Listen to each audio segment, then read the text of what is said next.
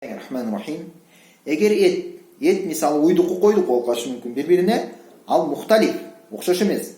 Алмаштыра берсе боло берет дейт. Ашыкча килограмм бир аз ашып калды, эчтеке болбойт. Вакадалика албанул бакарати вал ганам. Уй менен койдукун дейт.